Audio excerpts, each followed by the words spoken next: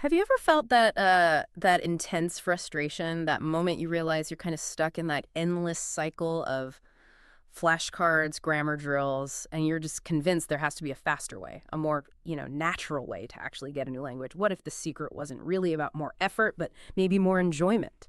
Exactly. And today we are taking a deep dive into something called Tadoku. It's the Japanese approach to, well, to language acquisition, basically, through extensive reading. And this isn't just about reading in the typical sense. It's really about volume, about flow, and the whole philosophy of making the process so motivating, intrinsically motivating, that you just can't stop. Okay, so our mission today is to really unpack this whole Tadoku philosophy. That includes its famous four rules of gold, right? And then we need to kind of critically look at how those classic rules, which sound pretty strict, how they hold up against, modern language acquisition theory, especially now with all the amazing tech tools we have available. Right. We're synthesizing material that defines the method, traces its theoretical roots back to some of the big names in second language acquisition, and also brings in a really necessary critical view on how it actually works in practice. Our goal is to give you a blueprint, sort of, for reading your way towards fluency, but hopefully without getting stuck just reading kids' books forever. All right, let's dig in. Let's start by laying out the intellectual groundwork for this whole extensive reading thing. Okay, so Tadoku, at its core, it's really the Japanese version of a much bigger, older concept. Extensive reading. For decades, the usual way people read in a foreign language involved that, slow, painful slog, intensive study. You might read, a paragraph a day, focusing on every tricky grammatical point, looking at every single word you didn't know in some huge physical dictionary. Ugh, that sounds absolutely exhausting and definitely not fun. It was exhausting, which is precisely why this whole idea of extensive reading was really launched into the spotlight by one of the most influential figures in the field, Stephen Krashen. Krashen and others, they saw that this high-friction, super analytical approach just wasn't leading to, sustainable fluent language use. Okay, so what was the big idea then, the revolutionary thing that Krashen pushed for, and how does that connect directly to Sudoku? Well, the foundational idea is actually incredibly simple, but really profound. It's that language acquisition comes from input, specifically comprehensible input. This is Krashen's big one, his input hypothesis. You often hear it summed up as I plus one. Okay, I plus one. Let's break that down a bit. What does that actually mean for someone trying to learn? Right, so I represents your current level of competence in a language. And the plus one is input that's just slightly beyond that level. Think of it maybe like lifting weights. If you only lift weights that feel super easy, your muscles aren't going to grow, right? But if you try to lift something way too heavy, you'll probably injure yourself and just quit. The I plus one is that sweet spot. It's input that's challenging enough to introduce new things, new words, new structures. But it's still mostly understandable because of the context or what you already know. Ah, okay. So the main goal of extensive reading then is basically to deliver a massive amount of that I plus one input, but in a way that's efficient and crucially enjoyable. Exactly that. The process needs to be low friction, easy. By removing the pain, the struggle that often comes with reading really difficult texts, you maximize the sheer volume of input you get. And that's what helps facilitate this natural, almost subconscious process of picking up language and vocabulary. It shifts the focus away from consciously analyzing grammar towards just absorbing the meaning. And this isn't just some abstract theory. It got formalized into the specific Tadoku method over in Japan, didn't it? With key people involved, like Biniko Mason. Yes, exactly. Beniko Mason, a Japanese linguist and educator, she was really instrumental in structuring this method so it could be used practically, both in classrooms and for self-study. And it didn't stop at just reading, did it? I think I've heard of something like Tadoku to chew. Right, you have. That's the expanded concept. While Tadoku strictly means extensive reading, if you bring in audio, maybe listening to an audiobook while reading the text, it becomes Tadoku to chew. That translates to extensive reading and extensive listening. And honestly, nowadays, with audiobooks and apps that sync text and audio, combining them is often seen as the ideal way to get that I plus one input. You're hitting both the visual and the auditory channels at the same time. Makes sense. So we've got the input hypothesis driving the need for lots of comprehensible stuff. But there's another key bit from Krashen that seems to justify Tadoku's really strict rules, particularly the one about limiting explicit instruction. Ah, yes. That's the monitor hypothesis. And it's really crucial for understanding why the Tadoku rules, which we'll get into next, are the way they are. Krashen basically theorized that every learner has this internal monitor. It's like the conscious set of grammar rules and things they've formally learned, maybe in a classroom. Now, when a student relies too heavily on this monitor, constantly checking their output, mentally running through grammar rules before speaking or while reading, their fluency tends to suffer. They become hesitant, second-guessing themselves. So if I stop reading to consciously think, okay, what's the past tense of this irregular verb? My monitor kicks in and I lose that natural flow of just understanding the story. Precisely. The sources we looked at are very clear on this. Too much deliberate grammar instruction or constantly stopping to analyze things while reading, it can make learners afraid of making mistakes. They become hesitant to just use the language naturally. Tadoku really embraces this idea. It suggests that grammar and vocabulary should ideally be acquired subconsciously, just by trusting that massive amount of input to shape your language intuition over time. Okay, so what ties all this together? Krashen's theories, extensive reading, the Tadoku method itself. There seems to be one critical shared goal. Yes, and it's absolutely central. Intrinsic motivation, enjoyment. This is the fuel. It determines whether someone sticks with this approach for 6 weeks or, 6 years. You simply cannot get the sheer volume of input needed unless you are fundamentally enjoying the process. So the core idea, the mandate really, of Tadoku is to encourage the student to genuinely like reading in the target language, to read for pleasure. If the material is boring or if the process feels like pulling teeth, the student just stops reading, and the whole acquisition engine just grinds to a halt. It really becomes a question of sustainability, doesn't it? If I manage to read, say, 10 easy, fun books that I actually enjoyed, I've absorbed way, way more language than if I struggled through half a chapter of some super complex textbook and then just gave up. That's the entire argument in a nutshell. Yeah. Volume, sustained by enjoyment, versus analysis that's crippled by friction and difficulty. Okay, that sets the stage perfectly. If the whole philosophy rests on getting tons of input and actually enjoying it, then you need like an operating manual designed to protect those things, right? So let's unpack these famous 4 rules of gold. They define the really strict, almost doctrinaire approach of Tadoku. These rules seem designed to just eliminate any friction points, whatever the cost. Absolutely. You can think of them as the guardians of that flow state, that easy reading experience. Okay, rule number 1, start from 0. Right. The implication here is pretty straightforward. You should begin with stuff where you already know almost all the words and structures. We're talking like 99% comprehension, maybe even higher.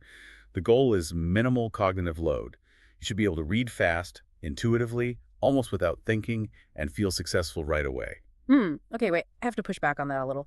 If I'm a total beginner in, let's say, Japanese or Russian, how can I possibly start from 0 with material that isn't, well, kind of tedious, like really basic kids' books or those super simplified graded readers? Doesn't that immediately limit what I can actually read? That's a fantastic point, and it really does foreshadow the critique we're going to get into later. For a true beginner, achieving that start from 0 often does mean relying almost exclusively on specially made, highly controlled, graded readers. There's definitely a trade-off there, often between perfect comprehension and genuine adult-level interest. But the rule exists, the Tadoku proponents would argue, to guarantee that psychological win, that immediate confidence boost, that feeling of reading smoothly and quickly. That's seen as absolutely vital for keeping the learning momentum going. Okay, right. Momentum over complexity, at least initially. That leads us straight into rule number 2, which I think is the one that traditional language students find the most jarring. Never look up a word in the dictionary. Oh, yeah. This is the cornerstone of strict Tadoku, and it's the most direct application of that monitor hypothesis we talked about. Stopping to look up a word, even just a quick mental check, like, what does that mean again? Right. It breaks the flow state. It activates the conscious monitor, it kills the enjoyment factor, and it drastically cuts down your reading volume per hour. But that urge to look up a word, it's so deeply ingrained from, school learning. We're taught that precision is important, that we should know what every word means. And that's the fundamental conflict, isn't it? The Tadoku philosophy argues that the time you spend stopping, finding a definition, maybe writing it down all that time, could have been spent reading an entire extra paragraph, maybe even a whole page. They argue you gain more contextual understanding from those 3 or 4 new sentences than from one isolated dictionary definition. They place their trust in repeated exposure being a superior learning mechanism over a single lookup. A single definition is a conscious learning event. Seeing the word repeatedly in different contexts, they argue, leads to subconscious acquisition. Okay, so the system prioritizes guessing from context and just keeping going, over stopping for precision and causing an interruption. which makes perfect sense when you consider rule number 3. Skip difficult words. Exactly. If you hit a word you don't know or a phrase that seems too complex, the instruction is simple. Just bypass it. Don't worry about it. Keep the eyes moving. Pretend it's not even there. And what's the thinking behind that? What's the underlying belief that makes skipping okay? The crucial belief is that acquisition will just happen naturally through sheer volume and frequency. The idea is by continuing to read, plowing through hundreds, maybe thousands of pages across different materials, you're inevitably going to encounter that skipped word again and again and again. Each time it'll be in a slightly different context. And eventually, the meaning will start to coalesce, just intuitively. It'll shift from being just an unknown string of letters or sounds to becoming a recognizable piece of your passive vocabulary. It's a numbers game, high volume, low stakes, banking on frequency. So the expectation is either the context will eventually make the meaning clear, or just seeing it enough times will somehow fill in the gap. Precisely. You're putting all your faith in the power of massive input and contextual clues. Okay, and finally, rule number 4 wraps it all up. Read books that are fun and easy. Yeah, this brings us right back to the start, doesn't it? Back to the importance of accessibility and that intrinsic motivation. The material has to be easy enough that you can maintain a good reading speed, keep the flow going. But, crucially, it also has to be interesting enough to keep you, the learner, deeply engaged. If the content is boring, even if it's easy, you're just far more likely to drop the commitment needed to read the huge amounts required for this method to really work. So if a student follows these 4 rules, religiously start super easy, never stop to look things up, skip anything tricky, and always pick fun stuff, what's the ultimate promise? What's the expected outcome of doing Tadoku by the book, so to speak? The ideal outcome, the promise, Yeah. is that you develop this really intuitive reading fluency. You gain incredible reading speed. You internalize grammatical patterns subconsciously without painful analysis. And you build massive confidence in your ability to just consume huge amounts of written material quickly, smoothly, without mental strain. You basically become an excellent, high-volume consumer of the language in its written form. That's the goal. Okay, so we've laid out the theory, the foundation, and those really quite rigid rules designed to just maximize the amount you read. But here's where we pivot, right? Because this whole structure, it hasn't gone without some significant criticism, especially when we think about learners moving beyond the basics and also considering the technology we have now. Where does the disagreement really start? Yeah, this is where it gets really interesting because the critical perspective, and you see this championed by influential polyglots and language theorists, people like Steve Kaufman, for instance, it actually starts from a place of fundamental agreement on the core principles. They absolutely agree with Krashen about needing tons of input. They agree on the importance of meaningful messages. They generally agree on limiting formal grammar instruction, especially the kind that makes you hesitant. And they completely agree that fostering the enjoyment of reading is absolutely central. There's no real argument about the value of extensive reading itself. Okay, so the destination is the same.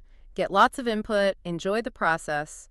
But the map, specifically those first 3 rules of gold, that's where the challenge comes in. What's the main argument against sticking to them so strictly, especially maybe for intermediate learners or even really determined beginners? The core argument really revolves around this idea of, let's call it, vocabulary saturation and stagnation.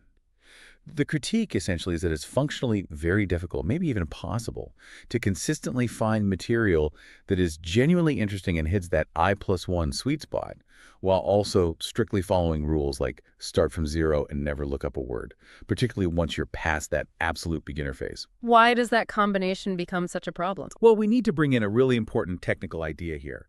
It comes from linguistic research, and it's often called the 98% comprehension threshold.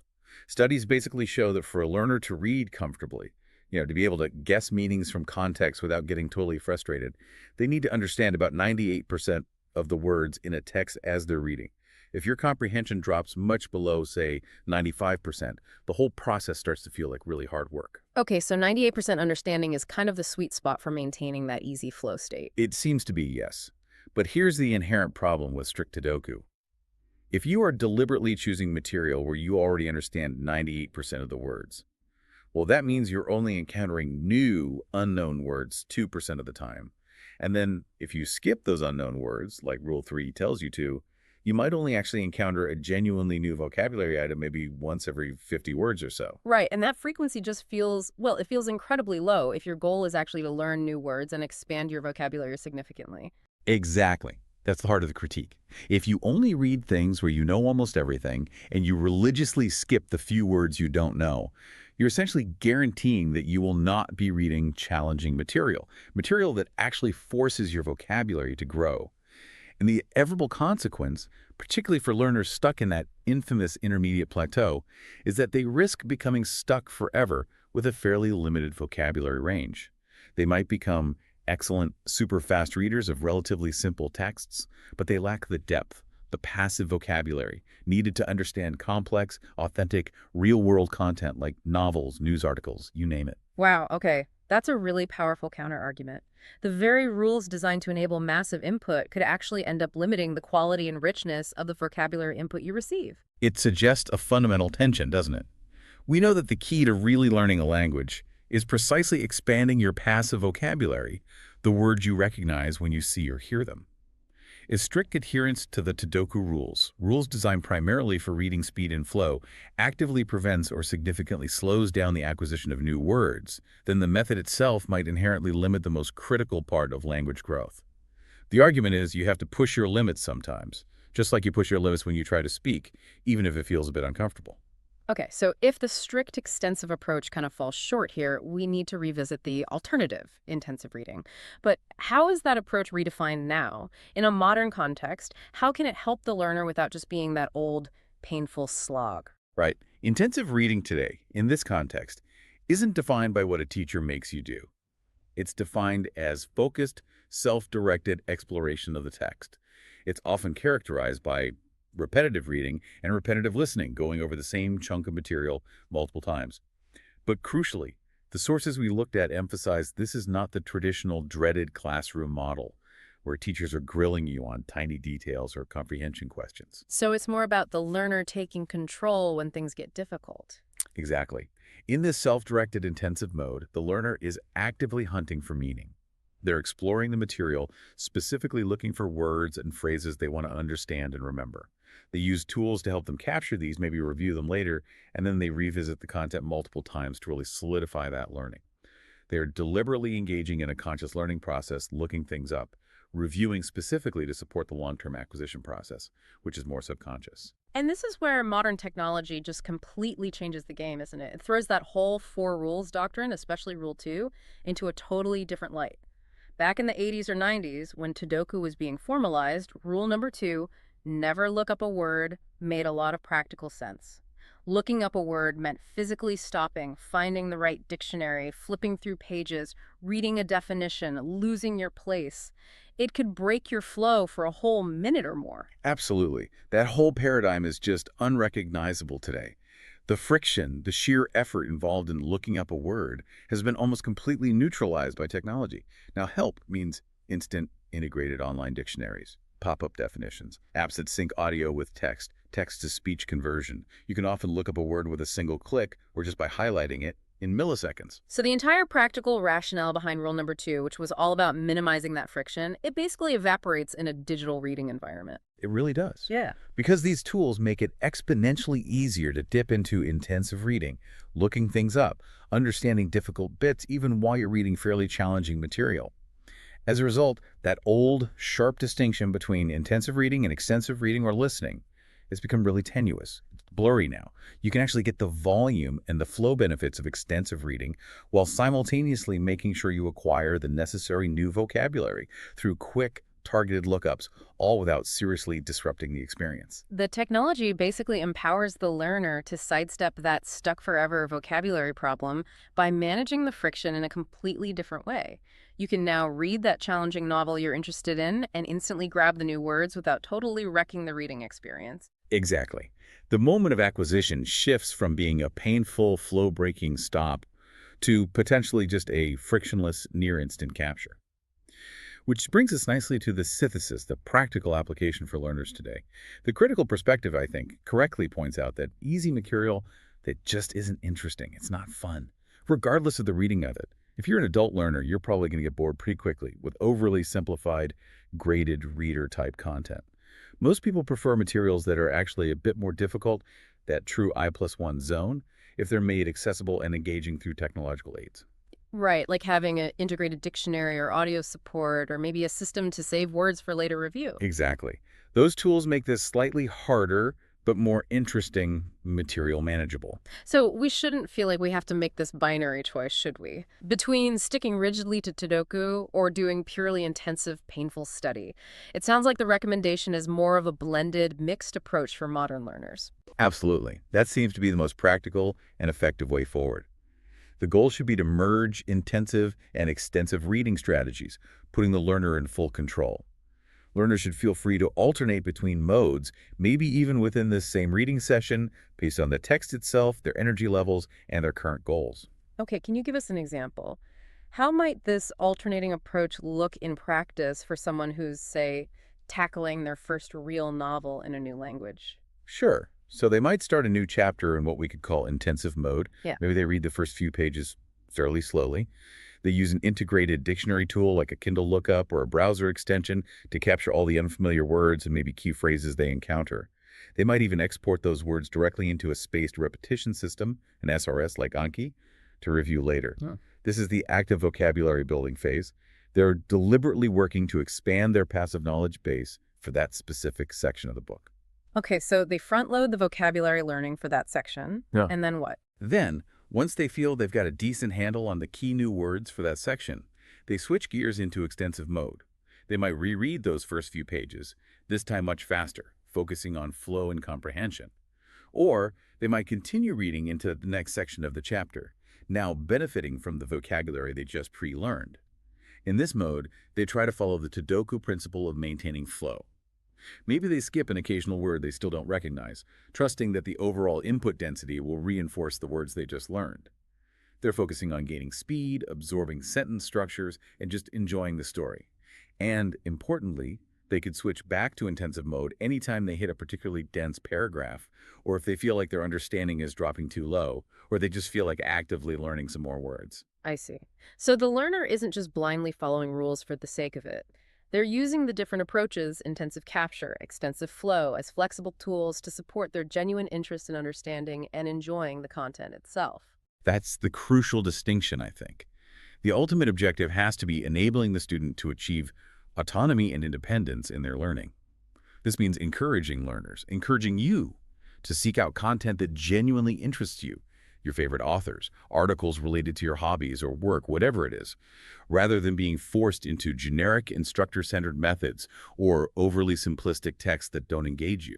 It really sounds like we're moving away from the idea of static, one-size-fits-all rules from the past towards creating a more dynamic, personalized learning environment tailored by the learner themselves. Precisely.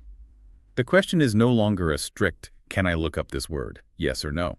It becomes a more nuanced strategic question. When is the most efficient and least disruptive time for me to acquire this word? If a word seems really critical for understanding the sentence, or if it pops up 3 times in the same paragraph, the modern learner uses their tools for that quick, almost frictionless, intensive capture. But if it seems like a more obscure, fringe vocabulary word that they can understand the sentence without, they might choose to skip it in that moment, prioritizing flow, knowing they can perhaps capture it later if it keeps reappearing. And this flexible approach, it seems much better equipped to handle the difficulty of learning in the early stages too, doesn't it? Compared to strict Tadoku, which kind of relies on the learner just magically absorbing words by hoping they'll see them again eventually. It feels much more realistic, yes. Relying solely on the hope that just ignoring unknown words will somehow lead to a functional vocabulary, especially when you're starting out or hitting that intermediate stage, is probably, as the critique suggests, a bit overly optimistic for most people. We really need to leverage the power of modern technology to allow for that targeted, active vocabulary acquisition alongside the passive acquisition that comes from reading large volumes. Okay, so it's like we adopt the spirit of Tadoku, the focus on volume, flow, and enjoyment, but we maybe discard or at least flexibly adapt the rigid rules, especially Rule 2 and 3, which were largely designed for a pre-internet world where dictionary friction was a huge, unavoidable barrier. Exactly. We merge the approaches. The ideal system allows the learner to read extensively, maybe skipping the odd word here and there to keep the momentum going. But crucially, it ensures they always have the immediate low-friction technical opportunity to capture and learn new vocabulary when they choose to, using materials that they find genuinely motivating. That combination, that merger of enjoyment, volume, and targeted tech-assisted acquisition that really seems to be the key to long-term success and ultimately achieving real fluency. It feels like the ultimate realization here is that you kind of can have your cake and eat it too, with the right tools and mindset. You can maintain a good reading flow most of the time while still strategically expanding the vocabulary you need to tackle truly interesting, authentic material. Well said. And maybe the only rule that remains truly sacred is rule number 4. Read books that are fun and easy, or perhaps we should amend that too. Read books that are fun and made accessible through modern tools.